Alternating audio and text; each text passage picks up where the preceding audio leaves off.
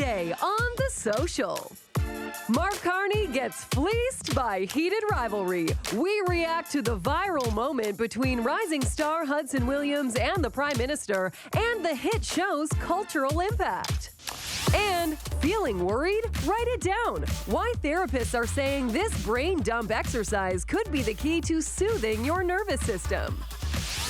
Then, from salmon DNA to encapsulated retinol, buzzworthy skincare ingredients to help you start the year off fresh-faced and fabulous. Plus, TikTok sensation turned New York Times best-selling author Celina drops by to talk about her vampire novel. It all starts now on The Social.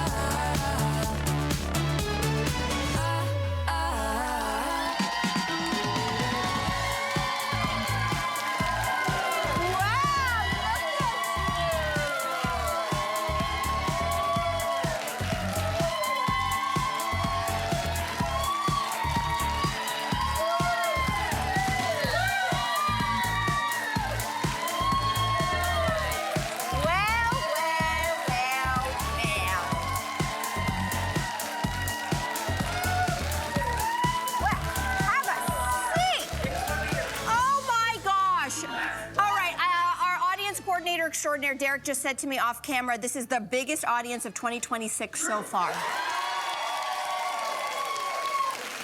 You know what that tells me? Because it's minus 67 outside right now. The real Canadians are in the house. Which is why I don't think I have to, like, help you get hot today here on this show, but why don't we heat things up right now on this cold day? Because our Prime Minister, Mark Carney, he was gifted the fleece at a Canadian film industry gala in Ottawa yesterday. So as you see, Carney appeared on the red carpet with heated rivalry star Hudson Williams. And they spoke exclusively to E-Talk's Lainey Louie, I think we know her, about the show's cultural impact. Take a look. Well, look, in the end, this is a show that only could be made with Canada, with Canadian talent, Canadian writers, you know, a little help from Canadian funding, and a story that reflects the best of Canada. I mean, hockey, diversity, celebrating who we are, loving whom we want to love. I mean, it means the world, and obviously it's fantastic that it's successful, but I think the fundamental thing that it got made in Canada.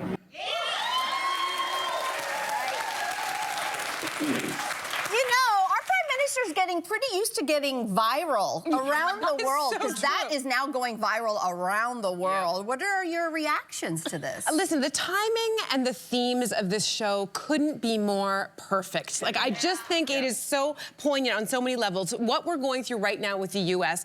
I don't know if you guys know this, but I read recently that the showrunner of this show, Jacob Tierney, he actually was considering originally pitching this to the U.S., producing this in the U.S., okay? Which many television productions, that's what you want in order to make a show huge. And he was shopping it around, and he has said that the American producers, by and large, were kept on saying, you need to tone down the explicit nature. And he has said he was, in order to meet their American puritanical sensibilities, he would have ruined the show's essence, the show's core, and the source material as well. So he took a risk and chose to produce in Canada, with a little place called Bell Media. Anyways. And look at this huge success. And to me, there's a parallel story here. It's about Canadian grit. It's about not compromising in the face of American bullying and doing what is right and as part of our values. So, like, bravo. We all deserve it. Great point. Can you imagine? Can you imagine some of those American suits, the ones that said no, and probably the trouble they got into after saying no? Explain yourself. After seeing some of these viral clips, you kind of wonder how any province could ever think about leaving this great nation of ours. They don't. I don't know about you, but even on the heels of Carney's Davos speech, which I think left a lot of us really impressed, I'm seeing a side of him that I didn't even imagine he was capable of presenting, not only with all the jokes on the red carpet, but did anyone catch the press conference with the premiers of the provinces? We have a clip here. They want there to be a heated rivalry between Doug Ford and I, but we're on the same team. I want you to We're going into the corners together. I want you to just take that for image. Team Canada. The heated rivalry between Doug Ford and Rob Canoe. Yeah. But just one thing on top of another. It's what we need. You know what? And it's interesting because we're all watching the clip and I'm noticing everybody's faces because I was doing the same thing. I'm smiling every time I see our Prime Minister and I'm like, what is this feeling? I've had this feeling before and it reminded me of when there was a certain president, Barack Obama. You remember? We would be watching clips of him with that same excitement of you know that you had a leader who was very smart and when it came down to business, he knew what he was doing, but also was cool enough to be on the basketball court or cracking jokes and knew what pop culture, what was happening. And for the, which is wonderful. But what's so great is during the Barack Obama time, we were looking with envy at the US kind of going, oh, we wish we could have a leader like that. And now we do. Now we do. So it is I've always been a proud Canadian, but I'm even more proud to go, yes, that's our Prime Minister.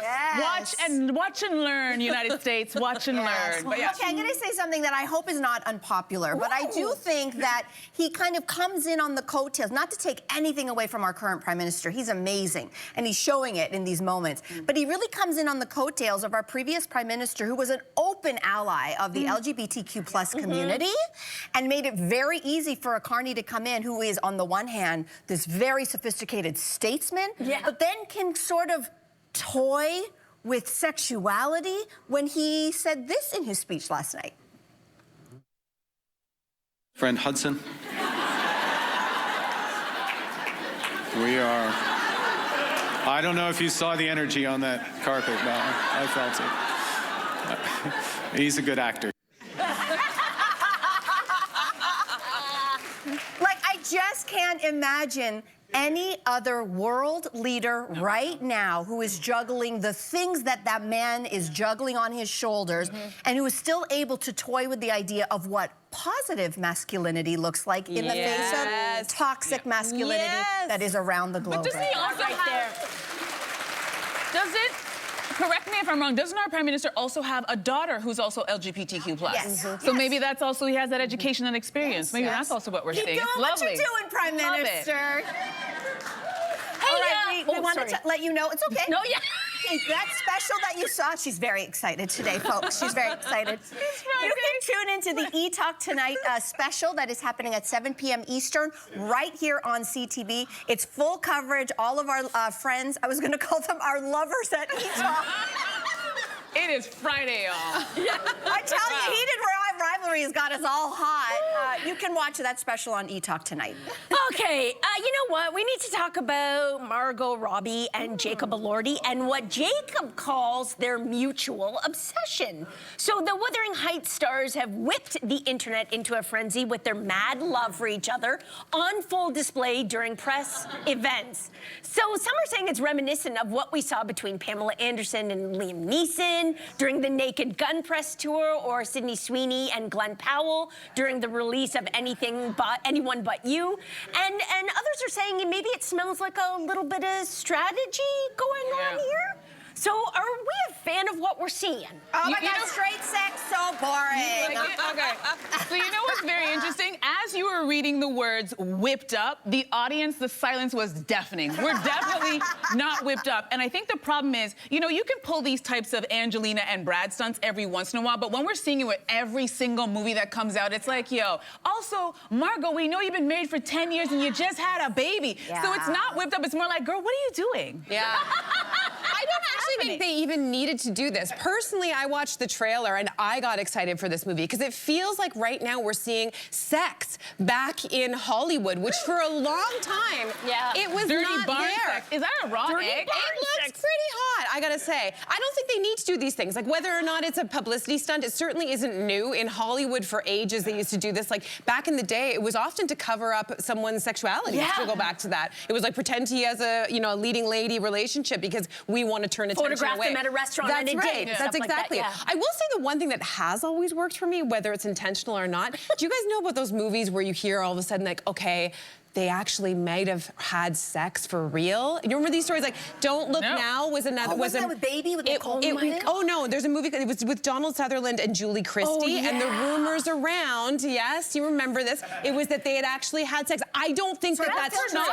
It's called Don't Look Now. They didn't show it. They didn't show it. Same with the Brown Bunny. Brown Bunny, I remember that one. Am I the only one here who thinks that these two actors are not playing it up? They're not doing it for promotion, and it's just natural? No. Not one person is buying I it. do, and I have some evidence. The evidence is just how I feel. But when I look at them, I'm kind of reminded of Jessie Buckley and Paul Mescal when they were doing their press tour for Hamnet. It just feels like two actors who were absolutely delighted to be working together and admire each other so much. And interesting fact, both of those films have something in common. They were both directed by women. And it got me thinking, maybe that has something to do with the kind of set these women created, where actors can be themselves and creating this great environment of camaraderie and like, I'm gonna make you shine. No, I'm gonna make you shine. Here's a ring. Again, I don't want to say anything controversial because you like the trailer. I do. Say it, Melissa. Say it. I watched the trailer, and I was like, meh. Not that I don't think it's going to be a beautiful film, Wuthering Heights. It's a classic. But I'm like, these are two gorgeous people. Of course, they're amazing actors. I hate to bring it back to Heated Rivalry, but I find... The bar has been set for you. Well, no, I think I'm over straight sex. I think it's boring. All right. I think on screen. Yeah. On screen. That's what I meant. Done that. Whatever. I mean, I think also keep in mind this is directed, as you mentioned, is by a woman. It's Emerald Fennell. She did Saltburn. She did Promising Young Woman. Yes. So those have been very sexy, well-shot movies. So I hope you'll reserve judgment until you see it. We don't want to discourage this kind of thing. I mean, they're hot. I'm gonna watch it, but you know, throw in some gay sex and you'll get all of us. So. It's true. It's true. It's true. Yes. The bar has been set, friends. Up next, everybody, would writing down all of the things that worry you actually make you worry less? Or are you the opposite? If you write it down, boy, that list is gonna get real long, real quick. You're gonna stress out more. We're gonna tell you why this is trending when we come back.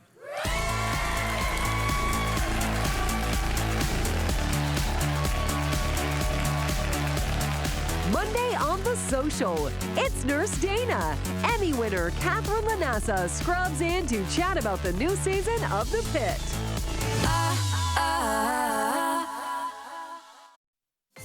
Next week on The Social, social media star, comedian Laura Ramoso chats about the inspiration behind her live sketches and viral impressions.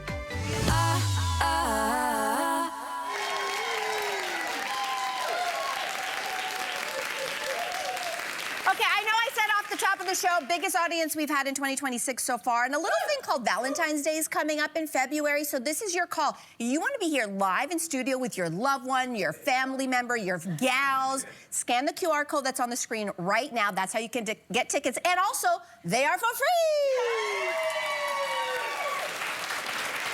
free! Okay. I hate to break it to you, but there's a lot to worry about these days. And according to Bustle, the best way to ease your stress is to write everything down you're worried about, okay? Kind of a download. So do you think a worry list will help you or actually make you more concerned? This audience is on board. Interesting. I tend to do this, not consciously, like I'm gonna write a worry list, but when the worries start piling up, I do it, and then it does actually help calm me, because when you kind of take a look at it, you're like, oh, well, it's not that bad, and it gives me at least this veneer of thinking I have gained a little bit of control back. Yeah. Interesting. Yeah. I'm the opposite. Someone told me a long time ago, words and thoughts have power. So be careful what you say to yourself, what you say out loud to others. And I think once you use the word worry, which has a negative connotation, you're already bringing those things that you're worried about to your life, where I'm like, I'd rather do a to-do list, things I'd like to do, things that I have I have control over those things, so I'm not here for the worry list. What about you guys? You know, there's a saying out there, like, the antidote to anxiety is action. So I'm an action-oriented person, but I'm also, I am. Not me. I don't know what that means. But I'm also a ruminator. So I'm the one who wakes up almost losing breath at 3 a.m. and it's like I'm trying to solve my biggest problems and all the problems of the world at 3 a.m. in bed. Do anybody else get that? And you're just, it's a very funny feeling. So I'd be open to trying this. Because the ruminators of the world know it just is a thought that just keeps looping. They call them ants or whatever. There's like, it's an acronym. You gotta close that loop. We gotta close the loop. So I'm willing to try, but I too, I'm more of a doer.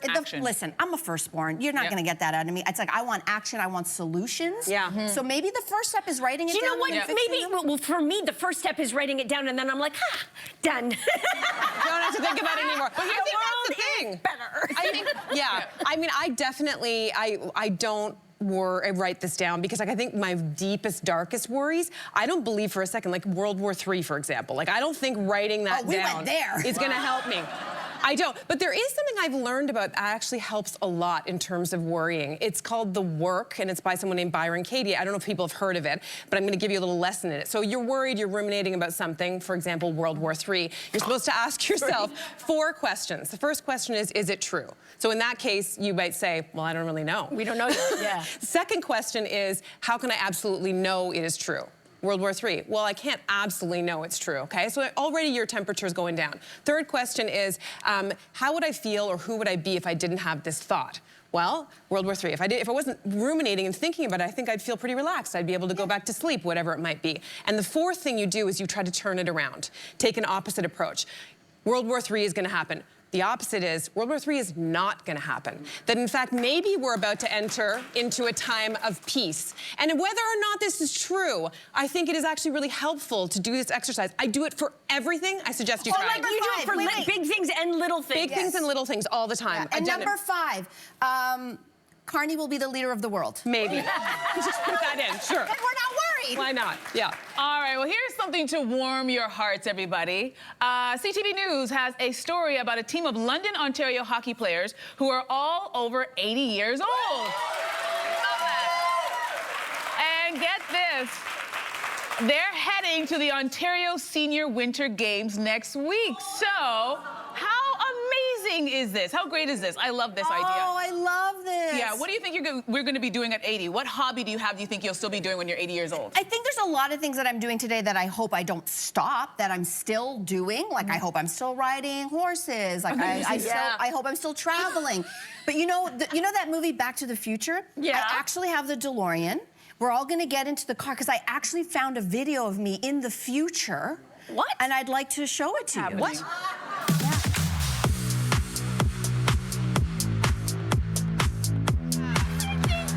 That is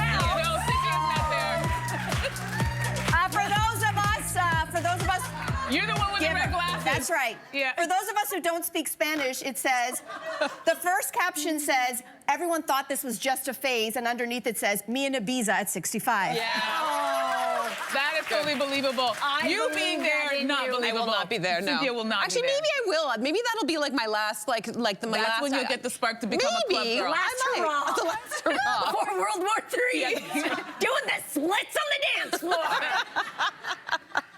Was anyone else envious of these people? Yes. Because they're over 80, and I don't know if I could do some of the things that they are physically doing. Right now. Because my body, So for me, it was actually inspiring as well. Like, just a reminder, mobility, let's work on this. Strength, Yes. blah, blah, blah. And can I also give a shout out quickly to local news? Because this came from CTV London. It's local news. And they've had a rough decade, local news, and it's just the type of story that I think warms everyone's heart, and I would like to see more of them. So yay, them. CTV London. That's a great point, Jess. What are you doing, Andrea? I'm already doing it right now, which is tennis. I took up tennis over a year ago. I play every single weekend. I absolutely love it. And during the summertime, there are a group of ladies who I think are all over the age of 70 who play with each other every Sunday morning at 9 a.m. And sometimes I stop and stare at them, and I know they're like, what is this black girl looking at? But I'm staring at them going, this has to be me. This has to be me when I'm their age. This looks like so much fun. And it will be, because I'm going to put it on my to-do list. What if it's pickleball? No, we do not do. Oh. Sorry, pickleballers. I'm tennis and tennis only. Fair. Fair. There is that saying, you don't stop moving because you get old. You get old because you stop moving. Right? That's it. So shout out to them. And who knew about the senior winter games? We learned something new. Yep. So go, whatever your team is, you go get them. You go get them. Yeah. All right, we're going to take a break, everybody, and then why so many people are doing what they're calling the stupid little walk trend. So many trends to keep up with, you guys, but we're going to tell you about another one right after this.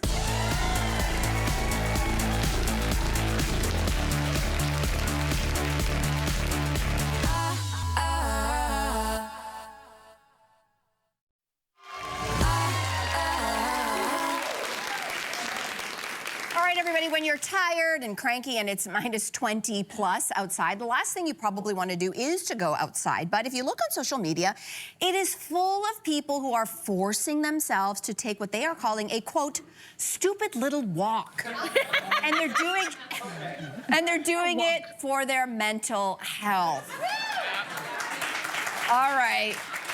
So are we into this trend? Yes, you know what? I love this trend now, but there was a time that I would never have gone for a stupid little walk. But then I got my first dog, and of course, all dog owners know, is either you're taking that dog for a walk or it's going to the bathroom in your house. So I was like, twice a day I had to go outside, and sometimes begrudgingly I'd be like, especially when the weather's not nice, I'm like, oh, I gotta do this walk. And every time I return, I'm like, oh my gosh, I'm so glad I went for that walk. Yeah. And if not for this dog, I wouldn't have gone for the walk. So then I appreciate it. And then everybody else in the family, sometimes I would take my dog on the walk, and my dad would be like, I think she needs another walk. Aww. Just so he could go for the walk. So now I use it to regulate my moods. Like yesterday I was not in a great mood, and I was like, you know what you need to do? Immediately came to me, you need to go for a walk. Went for a walk, came back an hour later, completely different mind frame. Yeah. And I was like, okay. Yeah. So it does wonders, it really does. What about you guys? Yeah. You just have to have the right clothes for this time. Yeah, you do. Honestly? Yeah, you do Can have I to tell bundle people up. what you wear? Oh my God, you saw me this week. Oh my gosh. So Cynthia came into our morning meeting one day,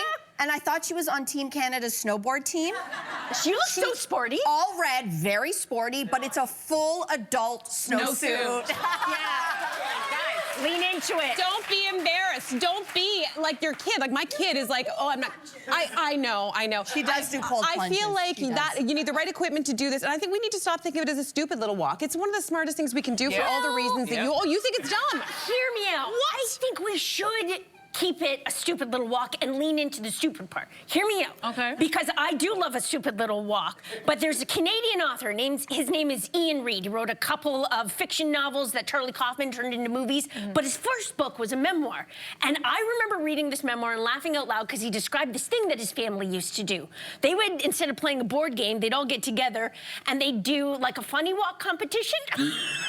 Okay. Where you just had to do like a funny walk. Okay, so give us an example. And so I think, like, so imagine, so like we're a family and I'm like, you know. Okay. But there's one funny walk and then like, that's not so good. And so then you do another funny walk, you know? And then, so then what I'm saying, guys, is this stupid little walk literally becomes a stupid little walk. And it brings joy. Joy, yes. At least You're give bringing your joy. neighbors something to talk about. Very nice. Give your neighbors a little something to talk about as well. Be like, look at them. I'm in. Like for me, it's all as a parent. Walking was first of all instilled in me when I was very young. My grandfather, when he would come and visit, up until his 90s, he would go out for walks. So that's how we got to bond. And now I'm doing the same thing with I do it with my mom and I do it with my son. Oh, that's so do you nice. like this? Oh, I love walking. Like, I'm in the 15,000 steps a day club, not to brag. Oh my God. But you guess what gets me out? Cleopatra. The dog. I have a Doberman, and I always, someone said this to me once, and it stuck. I think it was a personal trainer who said, you know how you wake up and the dog's looking at you like, we gotta go, not just for the bathroom, but nature has them wired, especially a dog like a Doberman. They're out there to move, they gotta exercise, they gotta run. But so do we. And so the whole idea is during COVID, Cleopatra was a COVID pup. Okay. And you know, we all took up walking because that's all we could do during the pandemic. And I said, okay, I'm gonna hit 15 a day. And I've exceeded that most days. But I'll tell you something, I didn't do it primarily for my mental health, but if we weren't walking, if I wasn't walking with the dog, I'm telling you, things would have taken a turn. So we're here today. I'm here today because of my dog and because of that stupid little walk. Yeah. Stupid There we little go. walk. Stupid little walk. Go for your stupid little walk, everybody. The moral of the story is get a dog. I think so. Okay, let's take a quick break, everybody. And then the latest skincare trends and ingredients to look for in your products. We'll take a break. We'll be right back.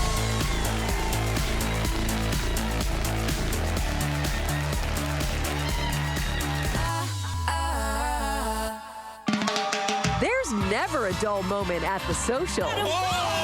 We're going to have one heck of a time. With hot takes and fiery debates. I'm too old for Leonardo DiCaprio anyway. We dive headfirst into juicy conversations. Where are his wild oats now? No topic is too messy. I'm gonna blame all of the boyfriends that I've had. No discussion too heated. That is an invasion, in my opinion. We break it down and stir it up. Is that a red flag? Just real talk and fresh opinions.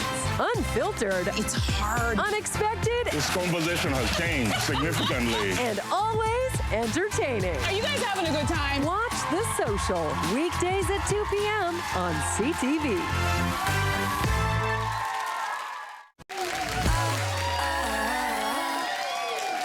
Welcome back, everyone. With so many skincare ingredients out there, where do you start when it comes to refreshing your beauty routine? Well, lucky for us, we're going to the pros to learn about the hottest skincare ingredients for 2026. Welcome back to The Social, skin therapist and founder of Face Pilates, Tom Tulo. Yay!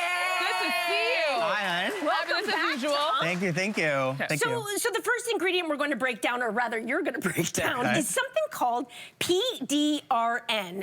What is it, and when should we use it in our skincare routine? So PDRN is derived from salmon DNA. So you may remember that salmon sperm facial injection a couple years ago. It was really hearing viral. about that. We're not putting sperm on your face today. Okay, good. It's good to hear. We're putting a serum Jess, on. don't be ridiculous. So what PDRN is it's derived from salmon DNA, and what it's doing is it's providing multiple facets to heal your skin, so promote hydration and skin repair. So that's why it's really great. So which PDRN product did you bring for us today? So the one we have here is the Rejurin Dual Effect Ampule Serum. Okay. So it is an ampule, so it means it's gonna get high potency of that PDRN formula, and you're gonna get nice quick results with it. What it's doing is it's telling your wound healing cells to heal faster. So this is really great to use when microdermabrasion, microneedling treatments to repair. So fun fact, this Rejurin company is actually the company who did that skin. Oh, that wow. So they made an ampule version. This is like the OG, essentially. Yeah. Okay. So how do we use So this? pull it out like an ampule, so it's like a syringe, yeah, put it on your skin. Cool. So we're not putting an injection on, but we can apply it as a serum onto your skin. And then pull it up, there you go. Pull it out. And then inject it on her. And, okay. Baby. Remember what we said earlier? We lied. It's kind of sticky too. Okay.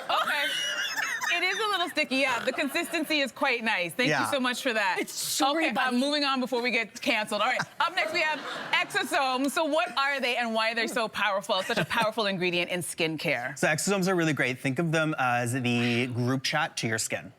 So they're going to send messages like glow, repair, create collagen, repair. So they're great because they don't just sit on the surface of your skin. They actually work deeper into your skin cells to start promoting and signal, hey, repair, create this, do this. All right, so what exosome product did you bring for us today? So the one we have here is from the Inculus. So it's really great because it's actually a plant-derived exosome. So for people who are just getting into exosomes that don't really want to use animal or animal or human, this is a great option. Thanks. It's really accessible. You can find it at Sephora or online. Okay, we love that. And you can use it day and night. Oh, day and night. Yep. Okay, that's good to know. It feels really good too. So do exosomes pair well with other skincare ingredients? Like, are there any actives in other things that we should mix them up with? Yes. Yeah, it pairs really, really well with like our hero products that we know, like hyaluronic acid, vitamin C, peptides. You want to stay away from something more active like a retinol or maybe an AHA exfoliator. Just because it could be a little bit harsh. So we want to stay with the ones that we like that help repair and stuff like that. Okay, that's good. So there's an ingredient called ectoin. Am I saying that correctly? Ectoin. Ectoin. That's trending. So can you tell us about its repairing benefits, especially during these frigid months? Yeah, so ectoin is great because think of it as a winter coat that surrounds you and it protects you and keeps everything locked in. So that's why it's really trending, especially now in Toronto when our weather's kind of fluctuating. Yes, very dry and cold. Yeah, so ectoin's gonna be really great to save your skin, bring down inflammation, repair it, and so we love ectoin. It's great for that. Love And I see a face mask here. Yeah. Okay, so talk to us about this. Should I put it on? Yeah. Put it on, right? It's Friday. Let's put it on. Can you do it? Yeah. When do you use this one? Good. Yeah. So this is the new Face Pilates biocellulose Oh, it feels reformer nice. mask. Yeah, you're fabulous. Look at you. Hi. Hello, face mask chic, She's in the darling. new campaign. Yes. So talk to us about this one. So it's biocellulose. So what it's doing is it's clinging to your skin. Sorry. Sorry. I'm gonna be an adult. Okay, there you go. So it's gonna cling to your skin, which means it's gonna act like a second skin, this biocellulose. Okay. So it's Yeah. gonna allow the hydration to penetrate deep into the skin. Okay. What's great, not only it has ectoin, but it has an energy complex that I created that has NAD+, NMN, and creatine. So it has a lot of skin longevity science behind it. Okay. And so it's gonna get you to where you wanna get to in your skincare journey. Is this good to wear when you're on a long flight? This is Yeah. the The one, best. right? This is It's a the mask. best. It's Okay. great. Morning, night? Morning, also? night, you can wear it for 10 to 15 minutes, 2 to 3 times a feels week, good. Oh, and then wow. just start with your serum and moisturizer after. It feels good and it smells good too. Oh, that's Do you like the scent? Yeah, I'm keeping it on. Continue. Okay. Well, I feel like most of us have heard of retinol. It's one of those hero products. But the next ingredient you're talking about is retinol now with an A. Yeah. So can you talk to us about, the differences between retinol and retinol and why it should have a spot in our skincare routine? Yeah, so we know retinol with an O. Retinol, think of it like the hotter, more older, effective sibling. Oh, I love that. Okay, so what it's doing is it's working one step ahead of the OL, so it's only gonna transfer one time in the skin to create it as an active ingredient. So it's gonna get you faster results than the OL does. All right, but since retinol is a more effective option, does it mean that it's stronger and harsher on the skin barrier then? It could, depending on your skin, and everyone's skin is gonna vary based on your skin type and your condition of your skin. But encapsulated retinol is actually really important, and it's what we have here today. Okay. Encapsulated retinol is great because what it does is it tells the, no, that one right there. Sorry. This one here. So what it's doing is it's telling the skin to release the retinol, or the technology behind it is releasing the retinol at an easier pace than without an encapsulation. So you're gonna get the quick results without your face filing that formal HR complaint. Oh, What is this one called? This one's from Medic 8. Medic 8. Yep. So it's an encapsulated retinol. So again, exactly what I just explained. It's going to get you the nice results quicker, but at a slower pace into the skin. I love this. Without causing irritation. Did you notice it's a tinted color? did you- What's that? Is that trickery? What's going on there? It's not trickery, it's basic science. So, so vitamin A is typically a color, and it's typically that yellow color. So anytime you see a retinoid or a retinol that has the color in it, that's when you're gonna know that the color is actually the potency in it. So you have a strong active ingredient in there. If you're having retinols that don't have it, all right, we have 2 more products to go, so let's talk about beta-glucan. What is it and how do we use it? Beta-glucan is really great for sensitive and irritated skin. Think of it like the oatmeal bath for your face. Oh, okay, we like that. Yeah. Are you meant to layer a product with beta-glucan under your retinol to prep the skin? And where should we put that in our process? Definitely layer it. It's great for layering because of the soothing effect. So layer it and then put your retinol. You can use this on days when you're not using retinol, on your recovery days. Oh. And beta-glucan will help your recovery. Okay, good to know. Okay, so what beta-glucan product did you bring for us today? I'm The like, one we have here is from Dr. Babor. Okay. It's a German-based company. They're really great. Cool. This is in an ampule form. Again, ampule is going to be a higher concentration of the chemical, so you're going to get quicker results with ampules. Okay, good to know. So lastly, you say that multi-ceramide complexes, that's an ingredient we should look out for this year. So tell us about this one. Yeah, so ceramides are really great for recovery and cleaning, helping the skin barrier recover, especially during the dry months right now. So the one we have here is the Tolerine Sensitive by La Roche-Posay. Okay. So this is super brand. accessible. I like that brand. Yeah. This is great. Ceramides act like a Ziploc bag, so it acts like a seal. So if you keep that seal going, you're gonna keep hydration in and no irritation, but when you open that seal, that's when you get all the problems happening. So ceramides are great for barrier recovery and also hydration. I put that on my hands this morning, and look how soft they I was still like, no, are. darling. Don't you want to feel my hand? Oh, you know what? Of course I do. Thanks a lot, Tom. You were wonderful. Thank you. This was highly educational. Yeah, I appreciate you coming by. Thank you. So guys, after the break, TikTok star and now author Celina Myers tells us all about her new vampire novel. Don't miss it. With the mask on.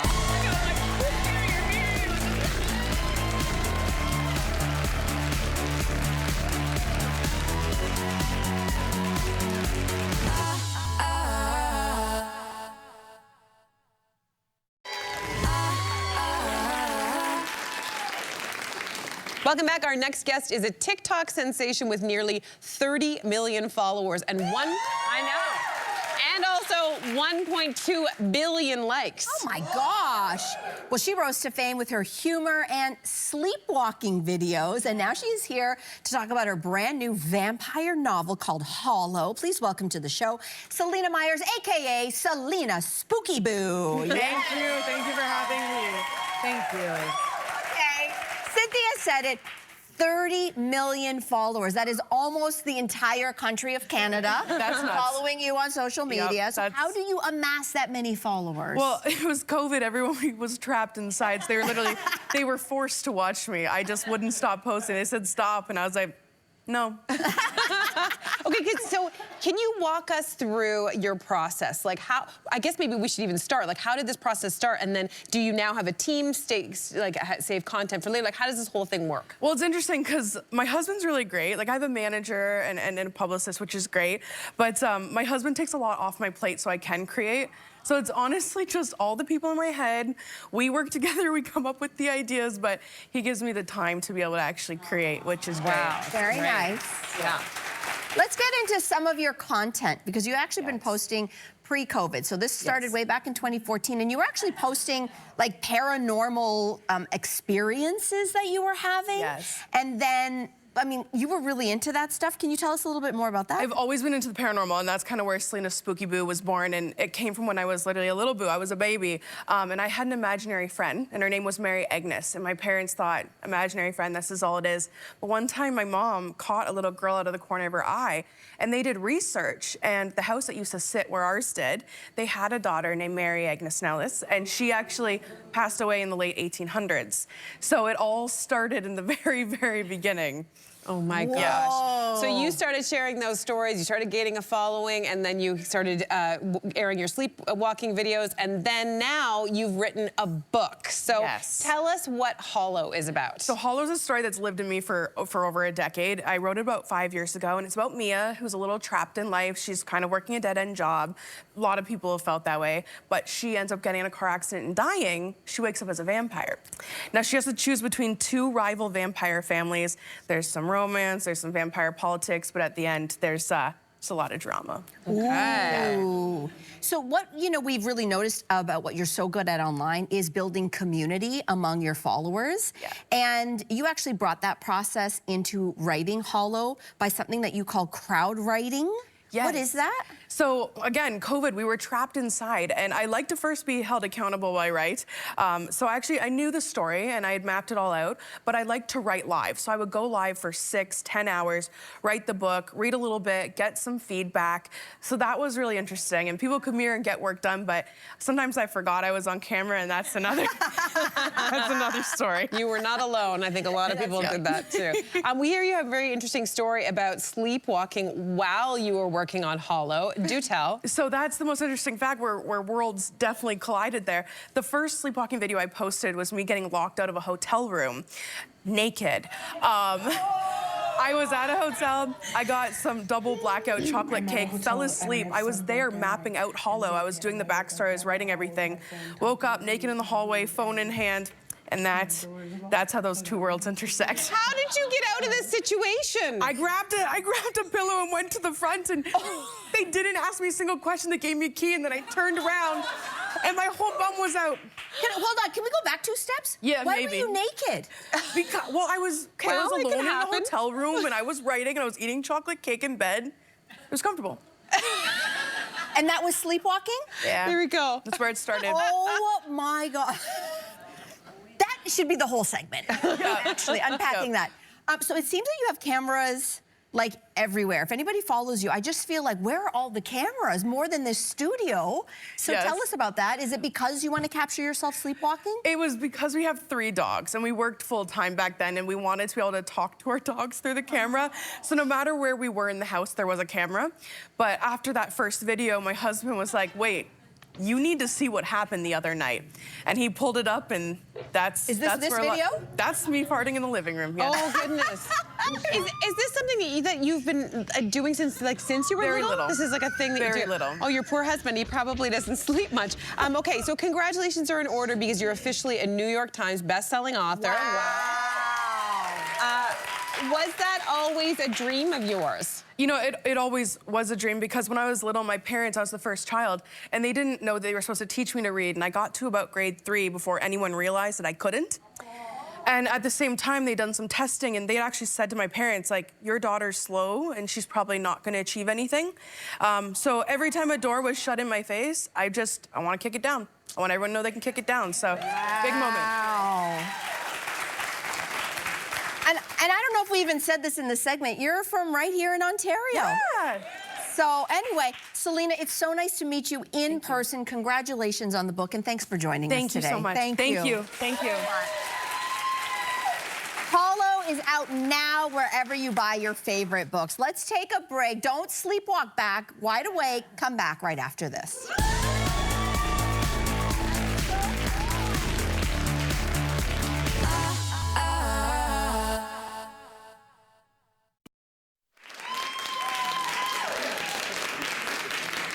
All right, Monday on The Social, Emmy award-winning actress Catherine Lanassa, a.k.a. Nurse Dana from The Pit, is going to be here. If you're a fan of The Pit, come here live in studio Monday. Also, we're going to be talking about what the stars all wore to the Grammys, which go down this Sunday. And the one and only Alessia Cara is going to be joining us live in studio as well, so huge. Now, very sadly, we're going to end the show with this breaking news. There are multiple media outlets right now that are reporting that legendary Canadian actress Catherine O'Hara has died. It's very shocking. She's only 71. Right now, the cause of death is unknown. And we all know and love Catherine. She is so well loved, so well respected, and she will be sorely missed. When our boss, Laura, just told us backstage, everybody had the same reaction, which is this. Just like you did. We just gasped because we don't know the reason yet. I'm sure it's going to come out, but this is stunning. Yeah. This is stunning. Yeah, it's really shocking, and I mean, I feel like we don't throw out that word a lot, like legend, or maybe we throw it out too much. But in this case, she's a legend. She's a legend. Yeah, and I'm good friends with a lot of the people who worked on Schitt's Creek, so my heart goes out to them because I know they're going to be feeling this loss in a big way. So it's a huge loss. Like, you know, we were saying not to get too, you know, woo-woo about it, but yes, 71 is young, but it is that reminder of, you know, live while you're alive. We were showing about the 80-year-old hockey team, and it's one of those moments where it's, if you want to do something, live life, do it today. Again, we do not know the circumstances here yet. But that's life that you just don't know. Yeah, you know what we want to do? I want to watch Catherine O'Hara movies all weekend. Oh my God. Just to remember how great she is. I think that's what I'm going to do. Oh my God, Best in Show. Yeah, she's a great body of work that she left behind. Home Alone. Oh my gosh, she was the mom. Yeah, so many movies. In Home Alone, absolutely. So we are, of course, we're going to learn more. I'm sure you're going to read about it as we learn more. But it's what a loss for Canadian film and television, and probably one of the steadiest working actors in Hollywood ever. With just no blips and hit after hit after hit. So the community here, we're going to be thinking about you, and of course, right across the states. And I'm sure this is going to dominate a lot of the award shows that are coming up as well. Absolutely. So thank you. You always bring such joy and smiles to our faces here in studio. So thank you for all being here today. Thank you for tuning in, and we'll see you on Monday. Bye-bye.